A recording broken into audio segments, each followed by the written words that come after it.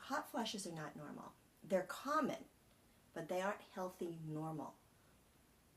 They're common for a reason, and that is because we have a certain circuitry that depends on the adrenal glands after the ovaries shut down. You see, the ovaries have about 400 eggs through their lifetime to be dispersing from puberty until menopause. So once it gets down to that last couple of eggs, the chemicals change a little bit. The response system changes a little bit in the body.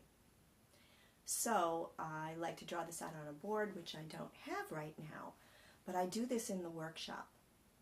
And I explain about the brain, and I speak in analogy, so it's really simple to understand.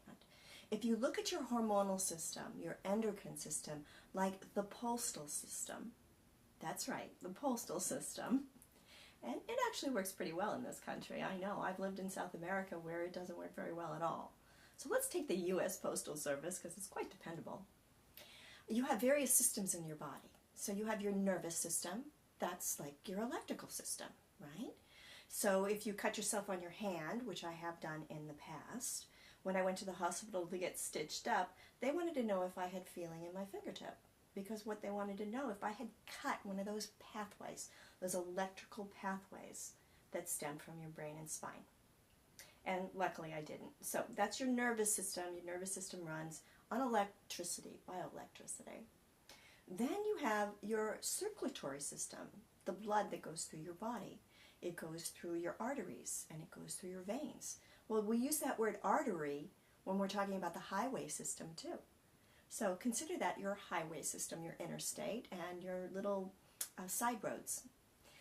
Then we have your endocrine system, and many of us can go, ugh, gee, that sounds like a scientific word, endocrine, but all we're talking about is our hormonal system, which is basically made up of glands and organs that produce hormones. Now, think of that system like the postal system. So, here we go. I'm going to just explain the part about hormones and hot flashes. Inside your brain, you have something called the hypothalamus.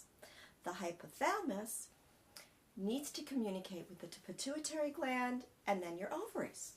And it does this, again, it's a postal service, by writing messages.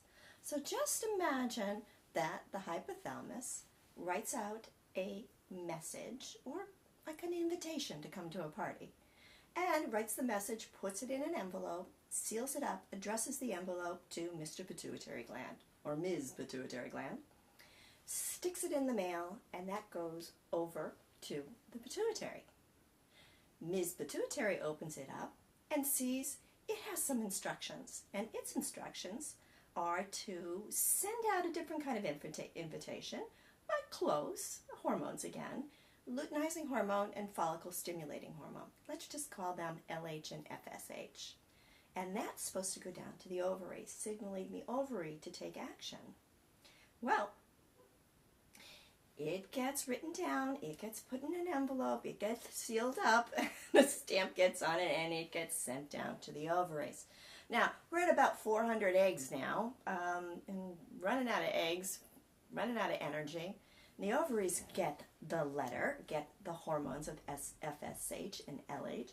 It opens it up, it reads it, and says, I don't want to come to that party. And I don't even want to send back an RSVP. I'm tired. And the neighbor's home. So this is a good test.